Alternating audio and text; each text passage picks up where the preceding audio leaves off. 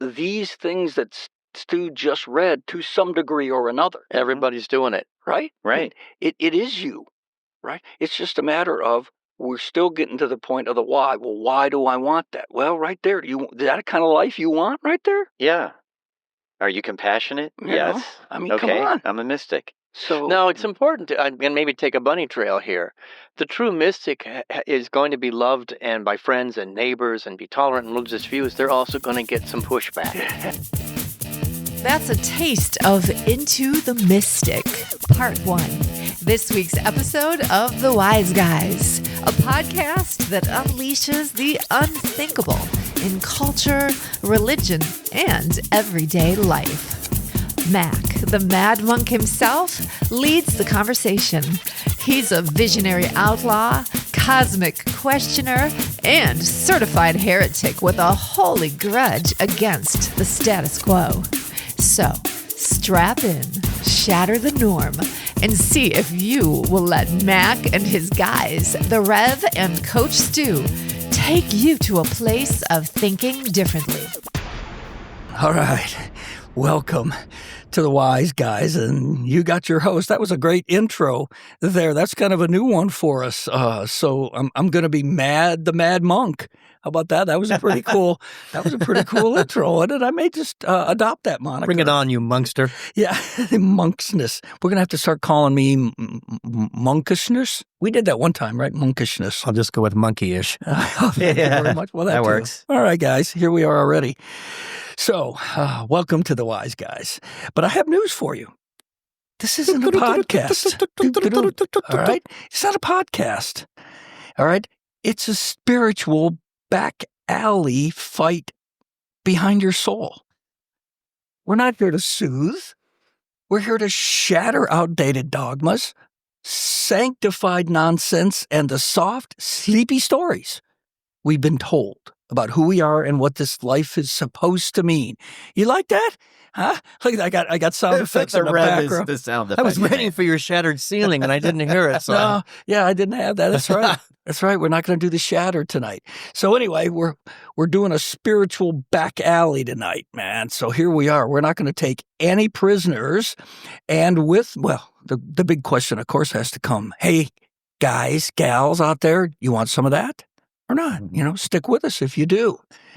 But with me are the Wise Guys, man. So we got the Rev. Oh, yeah. I'm here with my wisdom on. There it is. But he mystically rebukes the norm and shoves it off the cliff. Oh, yeah. Oh, yeah. I've seen this happen. Yes.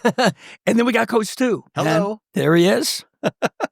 And he preaches love over glitter. Yes. Yes, I do. Together they drag the truth, kicking and screaming into the spotlight.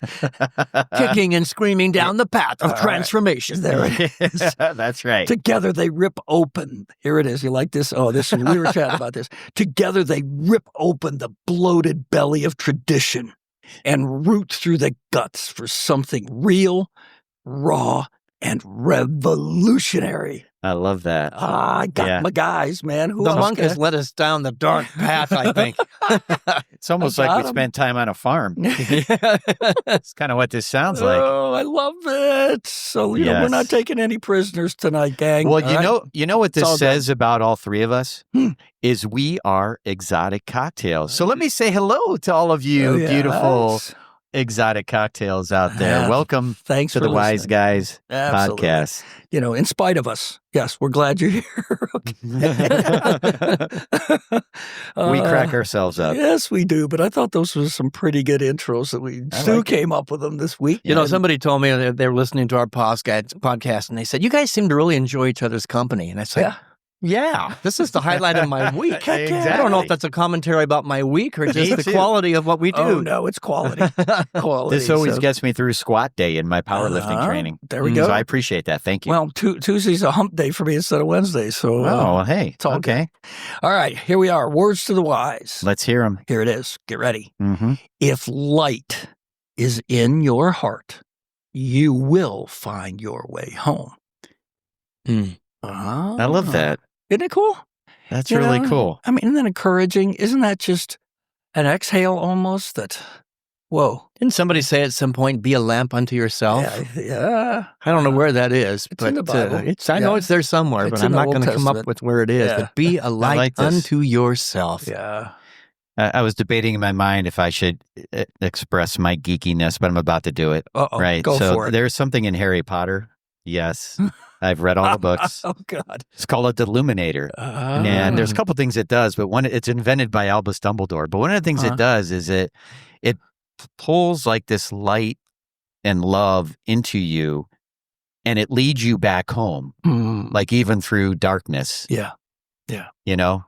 Well, So, that's the point here. There you go. For right? sure. So I guess the important part about that statement is if light is in your heart. It really is. It's in everybody's heart. It's just a matter of it yet under a bushel, or is it, Yeah. is it shining brightly? If you're shining on the inside, it can never be too dark on the outside. Oh, You always got a light wherever you go, no matter how difficult. Well, that might be another meme. Here we go already. Oh, Starting, right? Yes. Okay. I'm sure there's going to be more where that came from. All right, so that's words to the wise. So we are talking about mysticism tonight. We're talking about the mystic, a mystic, and then mysticism a bit. And, I want to debunk right up front that this is super cool. I don't know what other word to use, okay? It really is, and it can make a huge difference in your life. It has in mine. I know for the guys here too. And you got to kind of just put some stuff aside that might come to your mind when you hear that word, when you hear the word mystic or mysticism. All right. So, we're not going to go to the tarot card reading or the astrology or the seance or whatever, anything that might come to your mind, all the goofy stuff. All right. That's just the opposite of mysticism. Right. That's not. So don't let your brain go there. You think that's what we're going to be talking about, because we're not. Okay. But I want to kind of start this episode out with one of my favorite songs. I mean, I just love this song, and it's by Van Morrison. And we're just going to play a little bit of it, and then kind of tie some of the dots together as to why. Well, why'd you play that, Mac? Because I'm a monk, first of all. Okay, not a mad monk, not a mook, but a monk. Okay, mad monk. All right, so here we go. We were born before the wind, also younger than the sun. Yeah, the bonnie boat was one as we sail into the mystic.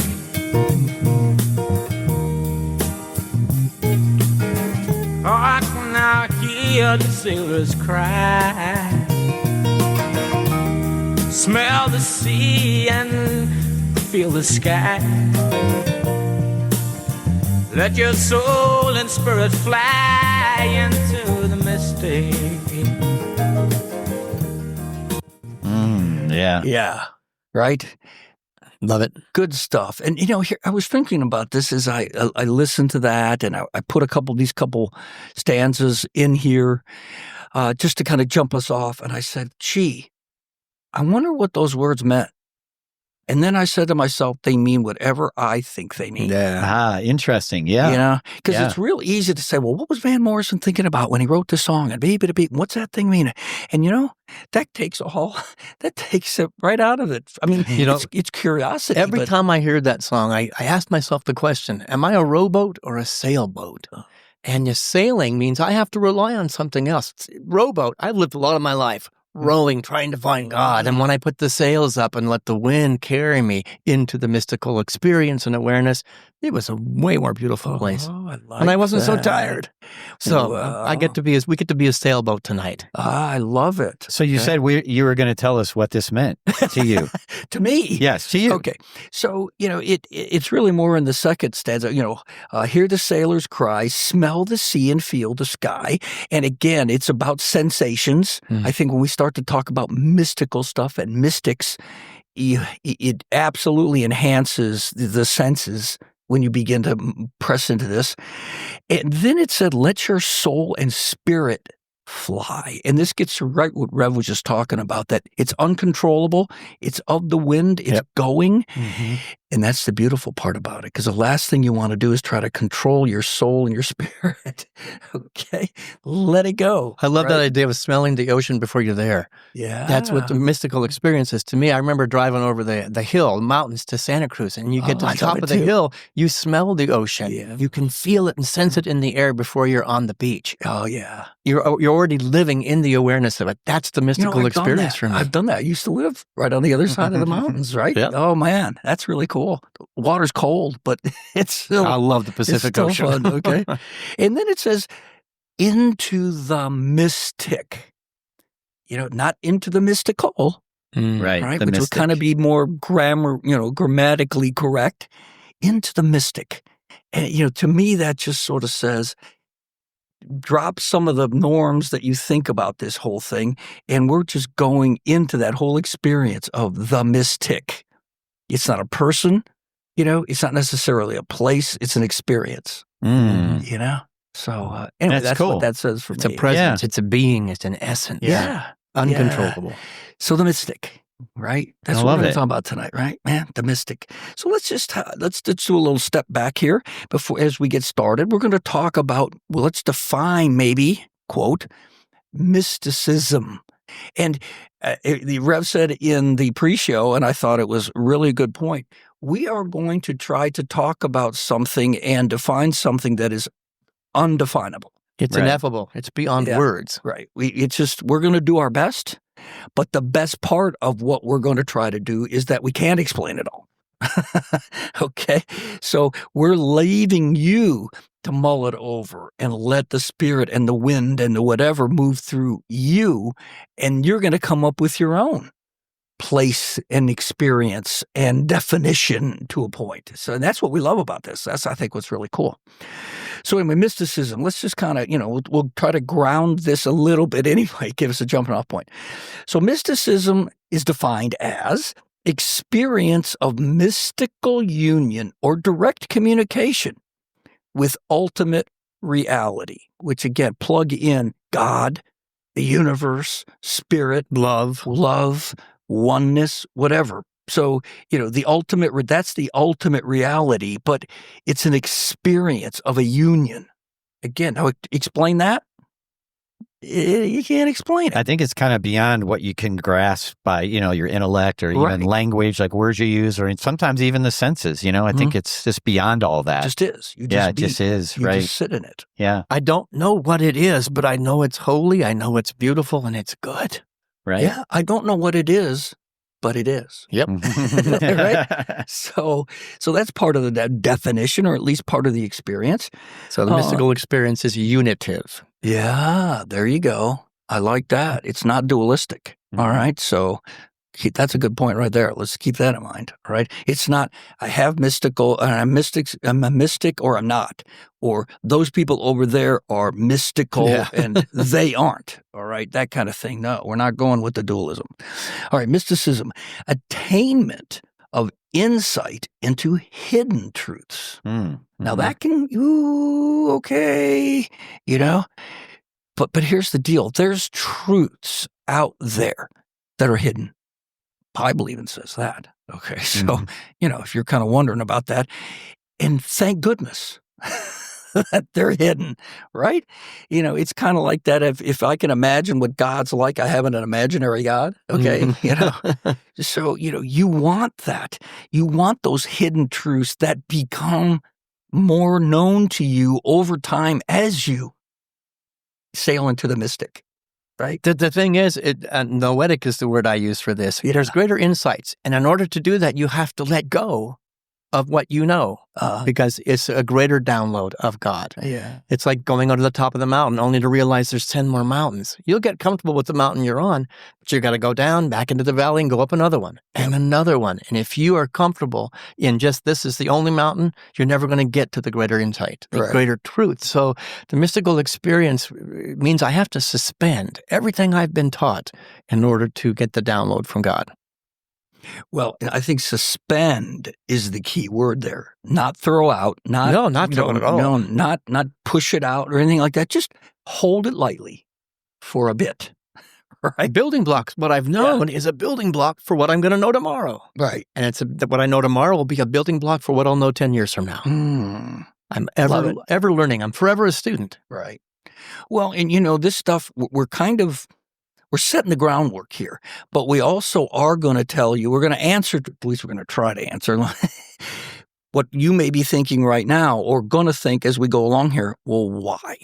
Okay. Yeah, I hear you guys. Yeah, it sounds kind of cool. Yeah, I can kind of get some of that, but why bother? Okay. So if that's going through your head right now, if that's what you're kind of pondering, we'll get there. Stick around. Stick around, okay? Absolutely. All right.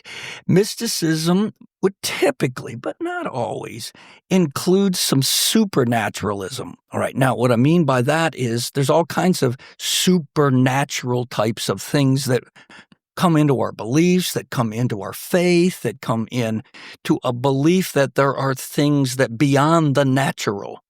Right? Supernatural. All right. So, again, if you are tuned in a way that you're coming more in communion with the ultimate reality, you are going to start to see some things that for you are supernatural to what you've experienced before. And again, I think that's put me in a game, coach. I mean, I want some of that, right? So it's beautiful, all right? But you have to look at it. You might have some biases or some preconceived notions of what this thing's all about, and we're trying to open that up a little bit for you here. Every revelation, every epiphany throughout history, whether it be scientific, spiritual, or otherwise, came from somebody who said, I'm experiencing something I've never experienced before. I don't know how to define it. I don't know how to get my hands around it, which is what the mystical experience requires of us. Absolutely. To let go. I can't control it. Right. And it can be scary. Nor do I. That's why a lot of people. Oh, we want to control it. I want to control it, which is why it's transient. Right. We back out of it. Oh, that was too scary. I can't control it. Doesn't get any traction. Yeah. All right. So typically includes some supernaturalism. And I think I've already said this. We've already said that as we go through this journey, don't make the jump to something, that's not of what we're talking about. Put aside, if you were going to define mystical or mysticism by, again, a Ouija board or, something else. We're not dissing any of that. We're just saying that that's just not where that's all external reality. Right. Jesus was a mystic. Christianity in its truest form was based on mysticism. Let me introduce you to ideas and thoughts and spirits and relationships that you've never experienced before, world. Right. He was a fantastic mystic in my favor. Oh, yeah. Well, he's amen to that, man. Right. And there's nothing cultish about it. Oh, no. It's just, hey, let's suspend what we've known and let's open the mind a little. Just open your mind a little, right? Okay. So good stuff right there. So I got a little quote. We lost him here recently. Pope Francis, right? Yeah. Rest his soul. I love that guy. I mean, I just absolutely love that guy for being willing to do just exactly what you were just talking about, Rev. He opened up and started to think and see things differently. And he had to swim against the current from age-old traditions, man. I mean, the Catholic Church goes like way back, okay? So here's what he said. Here's a quote, just a little quote. A religion without mystics is a philosophy. I love that. Because then all it is just words. It's just, it's all what we can understand. It's all banter. It's all back and forth. And that's philosophy. We're just pondering the things. But the minute you add mystics into the equation, it becomes something greater than, without a doubt, doesn't it? I want some of that. We keep talking about that, don't we? I want some of that. Okay, so really great quote, I thought, from Pope Francis. Amen to you. Your pontiff, what would they call him? I think that's what it is. Your holiness. Your holiness, maybe? Yeah, okay. So, but I say that about you guys too, your holiness. I don't think I could live up to that, man. I think I'll just go, give me the black cloak, not the red one. All right. So we get another little quote here from a guy, Coach Stu and I were studying for a while, sort of a philosophy that he was part of. But I thought this was a really good quote. From a guy named Ralph Lewis. Right? Yeah, let me read. Yeah, from Ralph Lewis. Let me read this quote. It's a little bit long, so bear with me. If you would know a mystic, do not confine your search to monasteries and temples, but look also on the highways and byways, in towns, hamlets, and in the hustle and bustle of the world's greatest cosmopolitan centers. When you find someone who is industrious, studious, compassionate, loved by friends and neighbors, tolerant in religious views, and who can point out to you the magnificence of efficacy of God in the simplest things, you have found a mystic. A mystic. And you know what? You might just find that mystic if you look in the mirror. Well, I was going to say you had the right guy read it because he just described himself. Well, thank you. And he's too Thank humble to own that. I'm just going to own it for him. Absolutely. Thank you. Right. Well, listen, I mean, everybody out. So thank you, Rev. You're too kind. But everybody out there, let me just read one of the characteristics of someone who's a mystic: loved by friends and neighbors. Mhm. I mean, come on. Right. You know, I'm sure there are people out there, Right. probably all of you, that can say this. Sure. Right? Okay. You know, you already are. Mhm. And in your life manifests these things that Stu just read to some degree or another. Everybody's doing it. Right? Right. It is you. Right? It's just a matter of we're still getting to the point of the why. Well, why do I want that? Well, right there. Is that kind of life you want right there? Yeah. Are you compassionate? You know? Yes. I mean, Okay. come on. I'm a mystic. So No, it's important to and maybe take a bunny trail here. The true mystic is going to be loved and by friends and neighbors and be tolerant in religious views. They're also going to get some pushback. There are also going to be some people that don't like you because you're stretching the norm. You're stretching the mindset and the consciousness, and they're not going to like you so much. True. You look at I mentioned Jesus. There Very are some true. people that did not like him. He was beloved by his band of people who heard the message of love, but he was also despised by those who were not operating from love. It was hard to drag them through the pathway of transformation. Well, I think one thing could be in there. Of course, I'm not going to jump over Ralph Lewis, but, and who has learned to suffer grandly, or however you want to put it. But believe me, mystics suffer. you Yeah. know? I mean, that's part of the deal, man. Yeah. Okay. Because without that, it isn't going to be, it won't be genuine, quite frankly. Because if you aren't suffering through it, you're controlling it. Okay. Plain and simple. Well, and we were talking about this in the pre-show. Yeah. Because of some of the life that we were sharing with one another. Uh-huh. Right. Yeah. And but mystics, the reason that's true is because mystics find meaning in the suffering. Yep. Mm-hmm. Is And what everything. they do. And Right. it's not like by denying the pain. Like they're not saying there's no pain, but Right. it's just seeing it as part of a deeper spiritual journey. Right. You know, it's kind of Absolutely. so that's what a mystic will do. So if you're doing that already, I mean, you're a mystic, Yeah. right? I mean, because everybody has some type of suffering in their life at some point. But they don't let it define them. It's No. back to Jesus' words, Right. in the world, but Right. not of it. I'm having a painful, difficult, suffering experience, but I am not defined by it. Right. I'm defined by a higher truth and reality. That's the Christ. So Mhm. Jesus suffered, but the Christ brought the comfort. No, Right. it's still an ugh, but Yeah. at the same time, Oh, yeah, it hurts. how do how you filtering it, right? So great quote. Ralph, he's a really cool guy. He's passed away now, but left behind lots of this kinds of stuff that I read every week. So I'll tell you what, we talked. We talked about Van Morrison. Mm-hmm. We talked about. You want some of that? We talked about mysticism as it's defined. Right. And then we've got, well, why bother? Bring me the why. I Yeah, have why? to know why. Right. Why would I want to bother?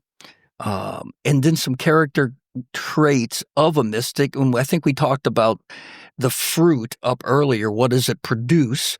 But maybe we'll talk a little bit more about the core stuff that's inside a mystic. And then lastly, we'll talk about, let's do some work to raise your consciousness and your mysticism, right? Mm-hmm.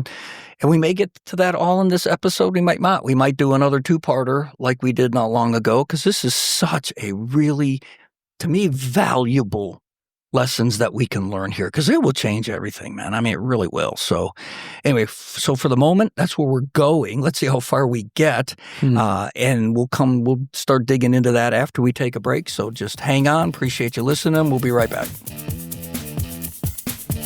Like what you hear so far? Join us in the Rogue Nation by going to our website, gorogue.life, where you will find links to our social media and podcast channels and a way to subscribe to all our happenings. We encourage you to become a member of our cafe, where you can interact with us and fellow roguers and keep the conversation going. Please share us and like us. Now, let's get back to our Wise Guys.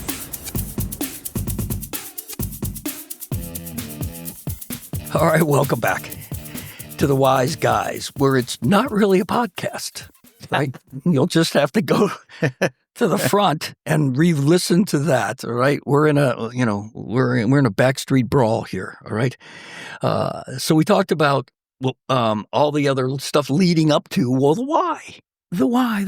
Why would you want to apply this to your life? Right, and I think there's some pretty neat little. It's got to be a payoff. Nobody does anything unless there's a payoff. Right. So what is the payoff? It's got to matter, right? Yeah. Okay. So how about this one just right up top? We talk about this all the time.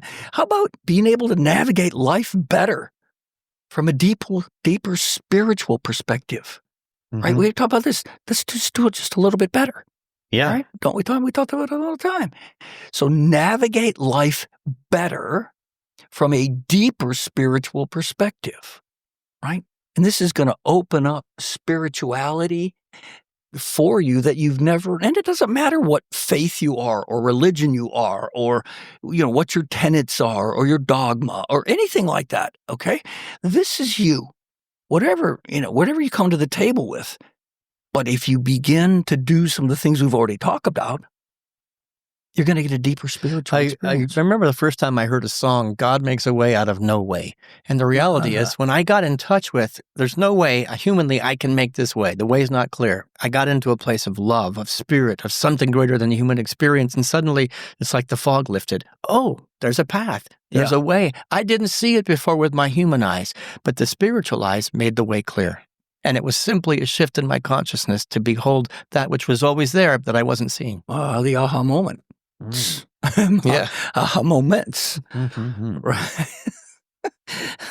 So again, if we've talked about this before on the podcast, that when you engage a spirituality, which of course mysticism is, all right, then things change. They can't be the same, and they are going to start being otherworldly, and that may sound a little woo-woo. All right, it makes the impossible possible. Yeah, and it's important. You hit a point. There are Christian mystics. There are Jewish mystics. Sure. There are Muslim mystics. There are atheist mystics. It's not confined in a box. Right. You have the ability to live your life in such a way that the impossible becomes possible. Mm-hmm. That, to me, is a wonderful why. Absolutely. You keep hitting the wall, you cultivate that mystical mindset, and it's like the wall disappeared. It's not there anymore. Right. Mm-hmm. No, I think that's beautiful. You used it in the pre-show as well, Rev. Power. There's power here when you begin to enlist this stuff, to look at this differently, to open your mind and your heart and your spirit and your soul to this whole thing, right? Yeah, the way this works for me is when you feel or nurture a connection to something like greater than yourself. Mm-hmm. Right. Sure. That's where this all happens. Right. And it's not power as we define it. Right. Let's put that wall in front of me, and I'm beating against it, trying to use all my might. Right. And it's not by might, it is by spirit, says the Lord. So the wall dissolves without me beating against it, wearing myself out and getting exhausted. It's an inner knowing that which was of the earth is of no consequence to me anymore. That's power. And these things you can experience, and you just, maybe it takes little baby steps, and you probably will, or you might just get fire hosed at some point. It just depends on your life. But just lean in. Just lean in a little bit. Okay, wherever you want to fall on the spectrum of everything we're talking about here, just pick one. just pick one thing and just go, okay, I'm going to give that a shot. See how it's going to change your life. Okay. So in all that, and I think, both Rev and Stu has hit on this, and what they already been saying is you get a peace, you get an exhale, that all of a sudden things are framed differently, and the little stuff just doesn't bug you as much. Or, you don't get as anxious about stuff. You don't get as fearful about stuff as you used to, right? I think you develop more empathy, patience, love. Yeah. We talk about love a lot. Love towards others, Sure. I think that all happens. And it's not because you're forcing it. I think it's more about you just feeling like a connection to them. Or So which is what I encourage people to do. I always look for a way to connect with somebody that I meet. And it's especially fun when they seemingly are extremely different than me. Seemingly. Seemingly. I like that. Yeah. Yes. Seemingly. You bring presence. I've seen you do it. And you do it at the gas station when you talk about it. You're bringing a presence that is non-judgmental. That's what a mystic does. So you've got peace, power, and presence all in that one thing. And it may be a second. It may be a moment, but you've got proof. People say fake it till you make it. You don't have to fake it. Just allow it. Allow it. Yeah. There's another meme. Don't fake it. Just allow it. Allow it. Okay. Yeah. Yeah. I mean, here's the thing, too. We're talking about mystical stuff, right? When all this happens, it happens beyond, most of the time, your cognitiveness. I think that's what we're saying here, right? So you have to let it go, because when you go into the room, like we've been talking about, right? You're in the presence of people in the room, and you bring an energy, you bring a presence, you bring this mystical quality into that room, and you can't touch it, you can't feel it, you can't do anything. But guess what? It's there. Yep. And it's sensed, it's felt by others. And if you really do sink into this, you're going to raise the whole room's level of consciousness. Right? How beautiful is that, man? I want some of that again. Okay, here we go. I keep saying that, don't I? All right. So we've already hit these last couple of points. You will get a deeper awareness of the spirit of, again, the creator. Fill in a blank, however you want to there, all right? But the power within the spirit, is always at everybody's, it's always available. You know what I love about mysticism is it invites me to live with awe and curiosity. Oh, yes, absolutely. I just love that. I don't always feel, I'm okay with this. I don't feel like I need everything to be explained, or I need to explain everything. Right. Just sit with it, right? Not that I won't explore it. Oh, no. And with people especially, but sitting in this thing of awe and curiosity and that wonder went away, life would not be as cool and fun. You have to become like a child to enter the kingdom of heaven. And that's where the awe and the wonder and living in the mystery comes. Be like a child. Yeah. Well, I can do that every day. I could be like a child. Stu's got no problem with that. Childlike, not childish. Yeah. Well, you know what? I saw this meme today that showed a picture of Jesus. We've seen this picture many, many, many times. He's sitting there and there's all the little kids, right? Yep. So they said, here you are, at 7 years old, right? Right. Now, here you are at, I don't remember, but, 57, right? And it's the same picture. Yeah, exactly. Yeah. I love that. It's the same thing, okay? That you have to come into this with, the view that's childlike, in order to be able to accept. Because one thing you didn't say, Stu, word you didn't use, and all that stuff you just said. Yeah. Excitement, curiosity, all that. Yeah. Fear. No, not at all. Yeah. See? So there was no fear involved with that experience. Yeah. It's beautiful. I mean, it may sound like we're out there in left field. I got to tell you, I look for ways in life to have that wonder I had as a child. Yeah. Right. Because, when you get a first of something, that's an amazing feeling. Right. And I truly believe, even as an adult that has had a lot of years of experience and a lot of life happening, you can still have that. Oh, you can absolutely. still recreate it. Absolutely. I mean, over and over. This is why I watch movies over and over and over again, to get that feeling back.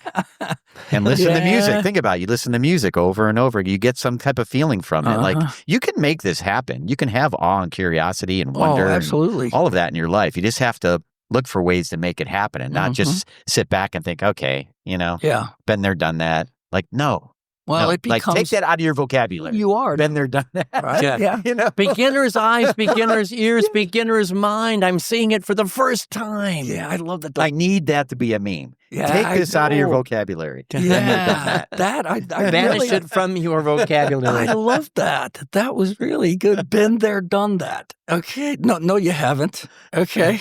Never. Oh, you never can say that, right? So how cool is that? Yeah.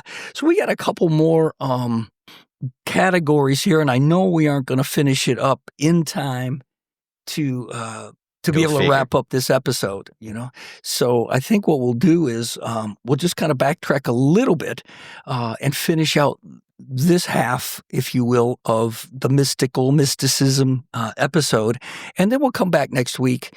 We'll revisit a few of these things that we've already talked about, just to kind of give us the how. How do each of you find that greater capacity to know God? Yeah, exactly. We're going to put some wheels on it. We're going to give you some examples. We're going to, we'll talk about, well, okay, I'm bought in. I think this is great. Okay, help me. I can answer this question, Rev, and it's not just yes, because I need more context than that in answering the question. So your question was how, right? Yeah. It's by spending time with you two guys and looking for the God in each of you, which I see. Some days that's probably a little harder than others, but you're still looking. Rev, those are the fun days. Yes. Well, sometimes my monkishness gets in the way, as a matter of fact. But the mad monk.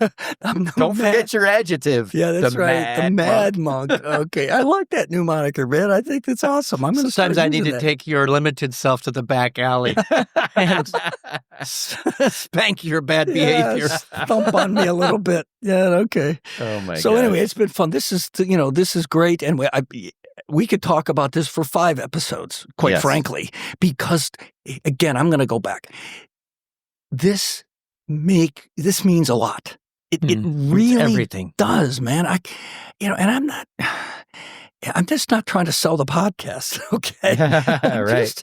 I'm being honest from my life, I look at these guys and I look at others. It's not just the 3 of us around this table. We can all make a list of folks that fit into this category that we've known, that we love, that we've learned And from. if you spot it, you've got it. You cannot see it in somebody else unless it's in you. I love that. That's so important. Well, here we go again. You want some of that? Yeah. Okay. Yeah. I'm going to say that again. So you want some of that? I hope you're saying yes, right? I really do.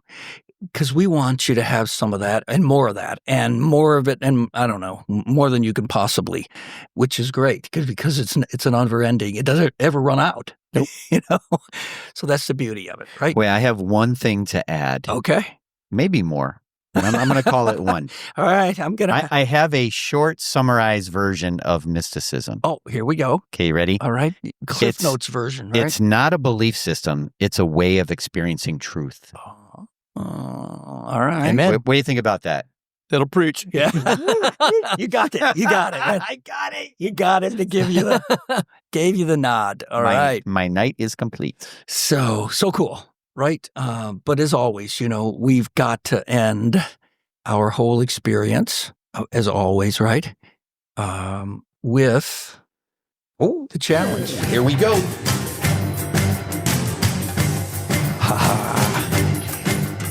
So your ongoing mission, should you choose to accept it, and we've been talking about it all episode, right, is decide to think differently.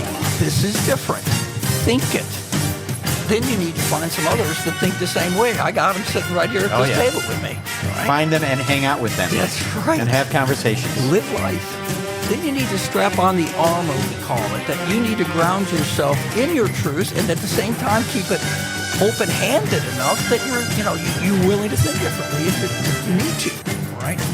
And then you storm the gates, starting with yourself. You storm your apathy, your biases, your inabilities to be able, your fear, anything that's holding you back, you got to storm that. And when you do, you're going to help other people do the same thing. And lastly, if you go through all this stuff, maybe what we've been talking about tonight, you unleash unthinkable, right? We love that, though. Oh, yeah. If we unleash it in you, that mission accomplished here, right? We've done our job. All right. So next week, we're going to have part 2. Definitely, download it next week as well as this one. Get your friends, sit around, have a cocktail or a cup of coffee or a beer. Y'all come back now. We'll leave the light on for you. We'll leave the light on. All right. That's good. All right. So come back and see us. Have a great week. We appreciate you listening, and we'll catch you next time.